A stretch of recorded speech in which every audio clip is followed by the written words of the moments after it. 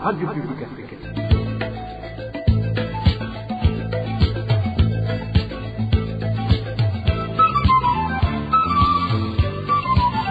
Radio Publique Africaine.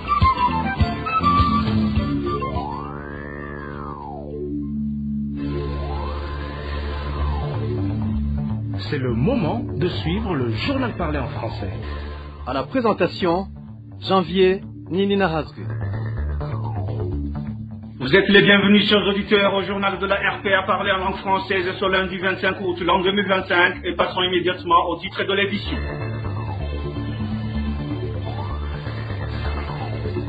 Le bilan annuel du ministère de la Sécurité publique fait état de plus de 460 personnes tuées.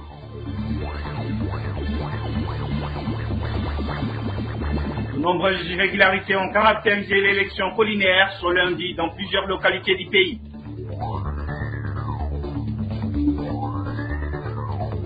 La CDH-VICA critique vivement les propos du secrétaire général du parti CNDD-FDD par rapport aux raisons qui poussent les Burundais à fuir le pays. Le développement des titres, c'est dans quelques instants.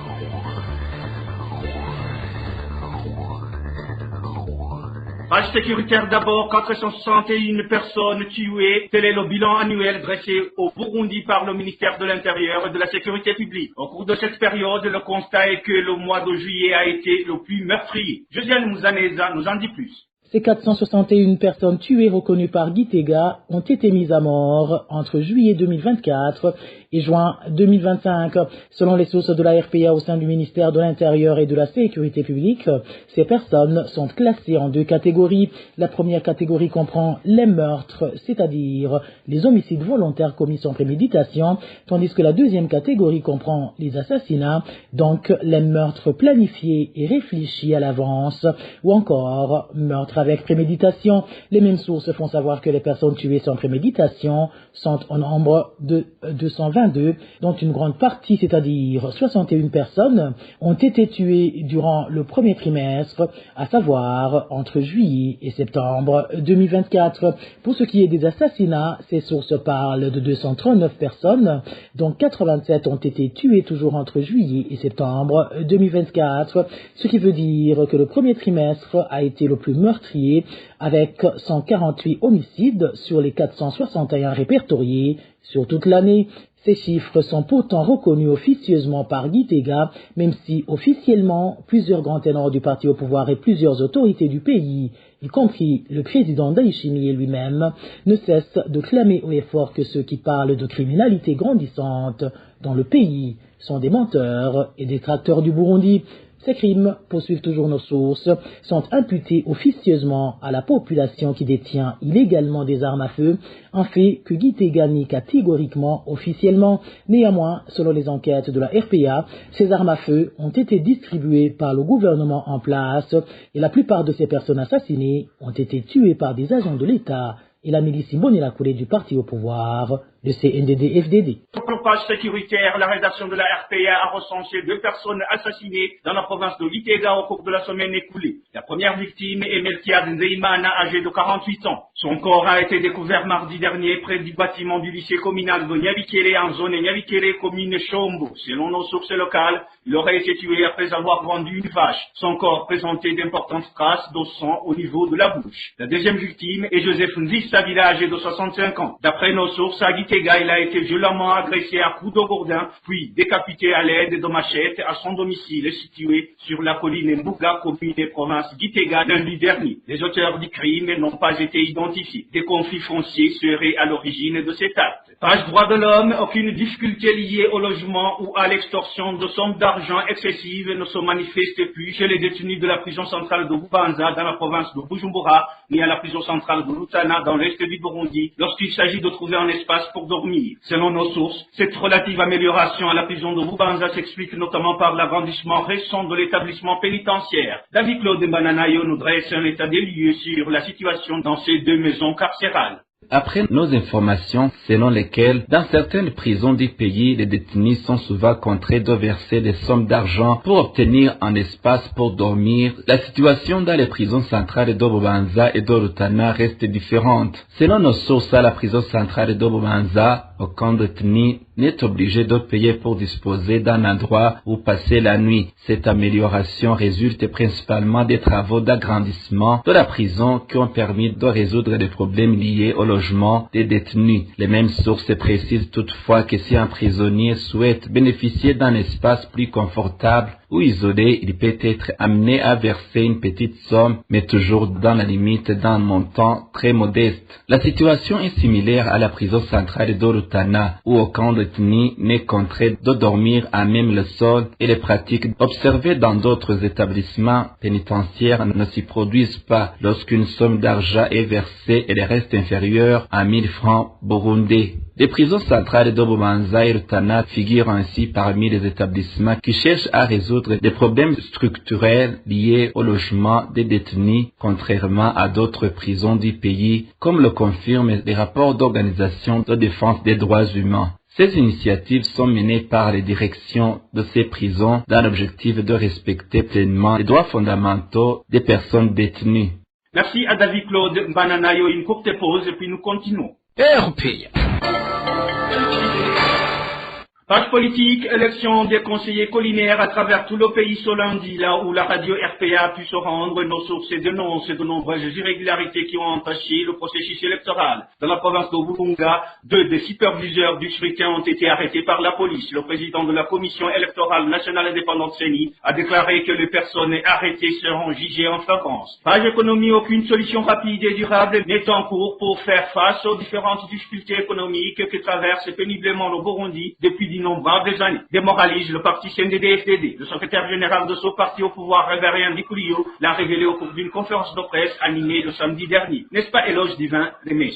Au cours de la conférence de presse qu'il a animée en date du 23 août, Révérien Ndikuliyo, secrétaire général du parti au pouvoir, a été interpellé sur les recommandations de certains experts en économie qui conseillent souvent au gouvernement de confier l'importation du carburant aux opérateurs privés afin de mettre un terme à la pénurie chronique qui ne cesse de se répéter. Le patron du parti CNDD-FDD a répondu qu'en plus de la complexité de cette option, elle risquerait d'entraîner de graves conséquences économiques pour le pays. Si l'on dit que toute personne qui le souhaite peut investir dans l'importation du carburant, où va-t-elle trouver les devises nécessaires alors qu'il est déjà difficile d'en obtenir? Vous dites qu'il faut libéraliser le secteur pétrolier, mais où trouvera-t-on cet argent? Supposons qu'une personne se présente en affirmant vouloir investir $1 milliard dans ce secteur avec pour objectif de provoquer une forte dépréciation du franc burundais. Que ferons-nous? Si ces devises ne sont pas disponibles, celui qui les apportera en cachette aura pour but de nuire au pays et le carburant sera vendu à 20 000 ou 30 000 francs le litre.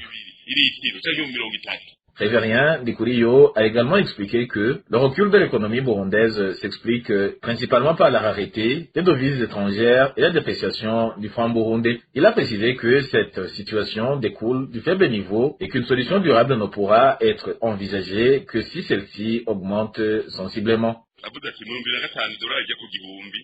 Il dit qu'en 2005, le dollar valait 1000 francs, mais qu'aujourd'hui, le taux de change est très élevé et s'interroge sur ce qui est entrepris pour y remédier. Mais qu'exportons-nous pour le stabiliser? Le Burundi n'exporte pas suffisamment. Les minéraux ne sont pas encore correctement exploités, de grandes quantités dorment toujours dans le sous-sol. Si un jour nous cessons d'être paresseux et lançons réellement ces exploitations, si nous développons massivement les exportations d'avocats et de café, alors la valeur du dollar baissera. Ce que nous faisons actuellement, c'est encourager les citoyens à travailler davantage pour accroître les exportations. Ces déclarations de Révérien Ndikuliyo interviennent alors que de nombreux Burundais continuent de demander au régime du CNDD-FDD d'apporter des réponses concrètes aux difficultés économiques persistantes, notamment la pénurie du carburant et le manque de devises qui dure depuis plus de 3 ans à un niveau souvent élevé. Merci à Éloge Divin Remecha. Le porte-parole du parti MSD, Epitas Shimirimana, condamne fermement les propos du président du parti CNDD, Révérien Dikoulio, qui a récemment déclaré que les opposants au pouvoir, s'ils souhaitent combattre le régime, n'ont qu'à aller sur le champ de bataille. Epitas Shimirimana rappelle que si le CNDD avait pris les armes à l'époque, c'était en raison des injustices qu'il dénonçait, lesquelles l'avaient conduit à la lutte armée et par la suite au pouvoir. Il estime donc qu'aucune raison ne devrait aujourd'hui empêcher les Burundais de s'opposer à un régime qui, selon lui, les prive de leurs droits fondamentaux. Suivez Epitas Shimirimana, porte-parole du parti MSD. On pourrait comprendre ce discours s'il venait d'autres personnes, mais venant du CNDD-FDD, c'est contradictoire. Pourquoi sont-ils allés au maquis? C'est pas ce qu'il existait alors un gouvernement monopartite dirigé exclusivement par des militaires ici d'une seule ethnie. Aujourd'hui, qu'est-ce qui empêcherait les Burundais de se soulever contre un système similaire alors que l'on observe autour un régime dominé par un seul parti basé sur une seule ethnie? Le CNDD-FDD était allé au maquis pour empêcher que les Burundais ne soient à nouveau tués ou contrés à l'exil comme des bêtes sauvages. Et maintenant que les Burundais subissent à nouveau assassinats et exilés, qu'est-ce qui les empêcherait de se défendre? Le CNDD-FDD disait vouloir combattre le monopartisme, mais aujourd'hui, ils ont simplement remplacé ce système en tribalisme ouvert. Pourquoi alors imagine-t-il que les Burundais ne pourraient pas les combattre à aller-retour? Epitas Shimirimana a également critiqué la décision du gouvernement burundais de fermer les frontières avec le Rwanda, affirmant que cette mesure n'a rien apporté de positif au peuple burundais, si ce n'est la privation de leur liberté de circulation. Suivez encore une fois Epitas Shimirimana. kutugurura imipaka Uburundi buhana n'u Rwanda ukavuga ko u Rwanda rudakwiye kugira ico rubaza kubera iki canke kiriye nta gihano kirimwo. Ne pas réouvrir les frontières avec le Rwanda tout en affirmant que son pays n'a droit à rien est absurde. Cette décision ne punit pas le Rwanda mais bien le peuple burundais. En réalité, ce sont les Burundais qui souffrent de cette fermeture car ils ont besoin de services qui n'existent pas au Burundi. Faute de soins médicaux modernes, de devises et d'autres services essentiels, les Burundais sont contraints d'aller les chercher dans les pays voisins comme le Rwanda. La fermeture des frontières est donc une sanction contre les Burundais eux-mêmes. Cette mesure du CNDD-FDD qui dure depuis des années pèse lourdement sur le peuple et freine le développement du pays. Lorsque les Burundais venaient commercer au Burundi, ils payaient des taxes qui alimentaient le trésor public. Priver le pays de ces échanges économiques, c'est se tirer une balle dans le pied. Kandi bigira ingaruka no ku butunzi bw'igihugu kuko abanyarwanda baba baza mu Burundi gukora urudandazwa bazanye ibidandazwa byabo canke bafite ivyo barondera baba bafise amakori batanga yotegerejwe kuja mu kigega ca leta. C'était la Epitas Shimirimana, porte-parole du parti MSD. Les réfugiés burundais ne devraient pas subir d'autres souffrances. Réaction de Léopold Shalangabo, président de la coalition pour la défense des droits des réfugiés, en particulier ceux vivant dans les camps CDH-Vicar. Il appelle le gouvernement à restaurer un climat favorable dans nos pays, ce qui permettrait aux réfugiés de rentrer sans crainte. Cette déclaration intervient après les propos du secrétaire général du parti au pouvoir, tenu ce samedi, dans lesquels il a sévèrement critiqué les exilés, les accusant de chercher plutôt à rejoindre les pays européens et américains. Suivez Léopold Shalangabo. La CDH-Vicar a condamné avec fermeté de tels propos, d'autant plus qu'ils proviennent d'une personnalité qui elle-même a passé longues années en exil. Dans ces déclarations transparaissent la jalousie et la haine, allant jusqu'à même à s'en prendre au pays qui respecte les obligations internationales de protection. Il ne comprend pas comment les réfugiés peuvent avoir accès à l'emploi, oubliant que la Convention de Genève de 1951 garantit expressément ces droits. Nous constatons dans ces propos une amertume face au fait que les pays de la région n'adoptent pas tous la même politique répressive à regarder les réfugiés comme c'est le cas en Tanzanie. Dans cette déclaration, nous avons demandé avec insistance au gouvernement burundais de rétablir un climat de confiance et de sécurité dans le pays où chaque Burundais doit pouvoir rentrer librement et en toute sécurité. Les faits ont montré que plusieurs Burundais provenus d'exil ont été victimes de harcèlement, certains ont même été assassinés et d'autres n'ont eu d'autre choix que de repartir en exil. Nous avons exhorté la communauté internationale et les pays d'accueil à ne pas se laisser distraire par de tels discours tenus par les autorités burundaises, mais à continuer de soutenir les réfugiés, notamment à leur assurer les moyens nécessaires pour vivre dignement dans les conditions d'exil. C'était Léopold Charangabo, président de CDH Vicar. RPA. Les revendications des producteurs de coton concernant la hausse du prix de vente par kilo sont légitimes et tout à fait compréhensibles, estime Pierre Claver Naïman, ancien directeur général de l'usine de transformation du coton, la Cogerco. Selon lui, en plus d'être une culture d'exportation qui génère des devises pour le pays, le coton est cultivé par un nombre relativement restreint d'agriculteurs. Il serait donc judicieux de les encourager afin de stimuler la production. Suivez Pierre Claver Naïman, ancien directeur général de la Cogerco. La question du prix du coton que les cotonculteurs posent ce Burundi est pertinente et surtout elle a des origines. La réponse à cette question est possible si on la cherche bien entendu, mais si on regarde l'état actuel de l'économie burundaise, ce n'est pas une question facile. Le coton se trouve parmi les cultures qui ont été introduites au Burundi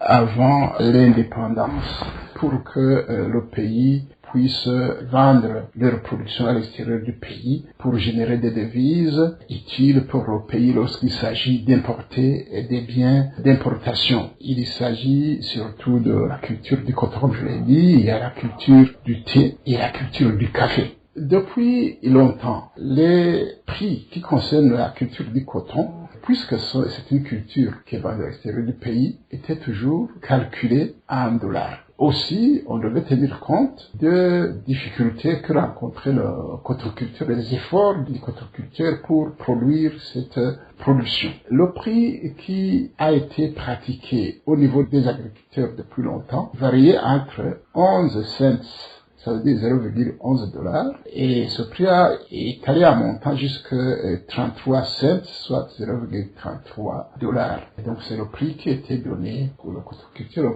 On le paye en framboux, mais si vous traduisez cela en termes de dollars, c'est ce prix-là dont je parle. À titre d'exemple, en 2012-2013, l'État du Burundi, passant par la Cogerco, son entreprise, sa société qui gère ce secteur, a monté le prix au niveau du producteur, passant de 400 framboux par kilo jusqu'à 500 framboux par kilo, ce qui vaut 0,33 $ si on regarde le taux de change de l'époque du framboux en dollars. Maintenant, la situation a changé. Si les agriculteurs disent qu'ils reçoivent 1000 framboux par kilo de coton, vous comprenez que c'est un prix qui est suffisamment bas par rapport aux situations qu'on a connues en 2012, 2013 et antérieurement.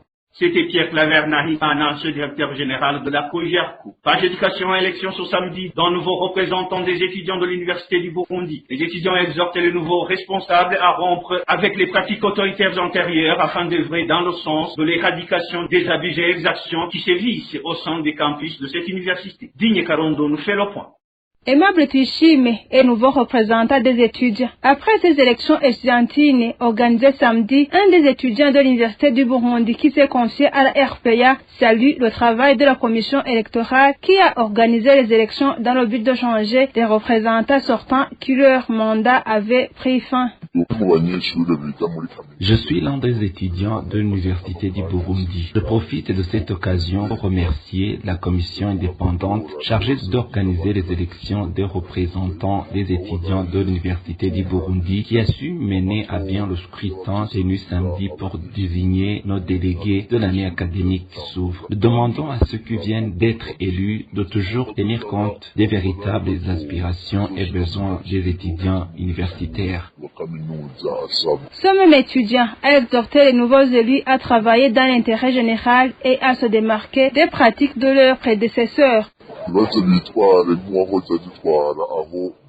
Ils ne devront surtout pas reproduire le comportement de leurs prédécesseurs qui exerçaient leur mandat selon leurs propres intérêts, parfois en connivence avec leurs complices, allant jusqu'à cautionner des violences, protéger les voleurs ou encore s'adonner à diverses pratiques répréhensibles et orchestrées par le chef de la Ligue des Imbonerakure au sein de l'Université du Burundi. Nous leur demandons en outre de rester constamment proches des étudiants et une fois leur mandat arrivé à terme de céder sans tarder la place à d'autres représentants afin d'assurer une relève saine et responsable. Il a également interpellé les nouveaux représentants de ne pas accepter d'être utilisés par les Imbonerakure. En conclusion, nous constatons que par le passé, certains représentants élus se sont retrouvés instrumentalisés au profit de groupes se réclamant des Imbonerakure au point d'accomplir des missions qui n'avaient rien à voir avec leur mandat. Comme conseil, nous les mettons donc en garde qu'ils n'obéissent pas à ceux qui les ont placés là où ils sont, mais qu'ils restent fidèles à la volonté et aux attentes de ceux qui les ont réellement élus. Aimable Twishime succède ainsi à Simon Wazirutwabo qui a exercé son mandat pendant 2 ans et resté en fonction malgré la fin de ses études. Ce dernier a cependant été régulièrement cité dans divers abus commis à l'encontre des étudiants et d'autres personnes, notamment des actes de violence, des vols et bien d'autres qu'il aurait perpétrés en complicité avec les Imbonerakure qu'il dirige. Merci Adigne Karondo. Page sportive pour clore cette édition. Le championnat de football du Burundi a clôturé ce dimanche la 2e journée avec 12 buts marqués en 8 matchs joués. Au beach volleyball qui se déroulait à Bujumbura, la coupe a été gagnée chez les filles par la Slovanie et le Brésil côté masculin. Les détails avec Désiré Hatungiman. Cette compétition dénommée World Beach Volleyball Pro Tour a été clôturée ce samedi chez les hommes. La coupe a été remportée par les Brésiliens Gabriel Zuliani et Nicolas Caprepil-Chosla qui se sont imposés face aux Hongrois sur des 7-0 par 21 points à 15 et 21 points à 14. Et la 3e place, synonyme de médaille de bronze, est revenue aux Américains. Chez les dames, la coupe a été gagnée par les Slovènes Tajda Luison et Ziva Javornik après avoir battu les Allemandes. La 3e place est revenue aux Américaines.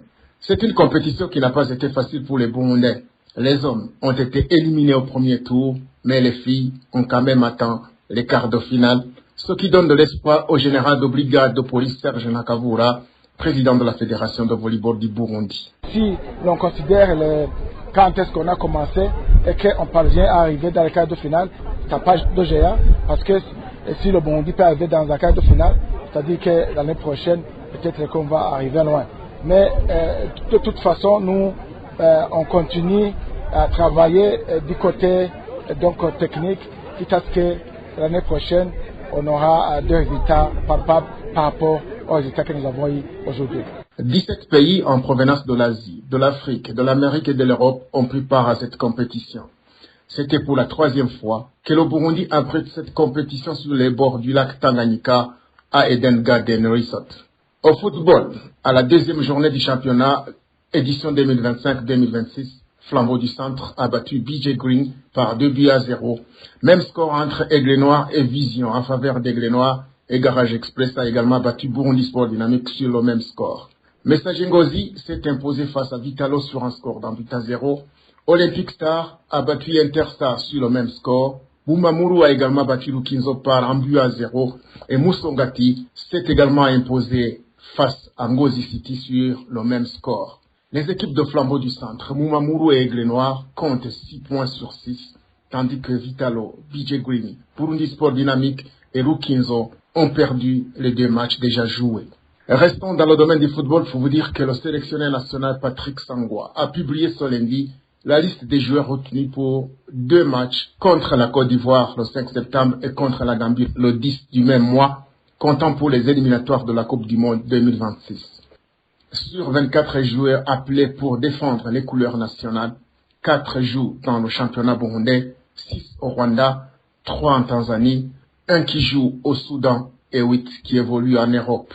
Le Burundi se trouve dans le groupe F, composé de la Côte d'Ivoire, du Gabon, de la Gambie, du Kenya et des Seychelles. Il est actuellement 3e avec 10 points en 6 matchs joués, derrière la Côte d'Ivoire première avec 16 points, et en 2e position se trouve le Gabon avec 15 points. Et voilà, mes chers auditeurs et auditrices, et c'est sur ce reportage sportif signé Désiré Ratungimana que nous mettons fin à ce journal de la RPA parlé en langue française et ce lundi 25 août l'an 2025. Merci pour votre aimable écoute. Merci à toute l'équipe de la rédaction pour la collecte et le traitement de toutes ces infos. Sans oublier de remercier l'équipe technique pour sa bonne collaboration. À la présentation, vous étiez avec Jean-Denis Nahazoui. Passez de bons moments chez vous.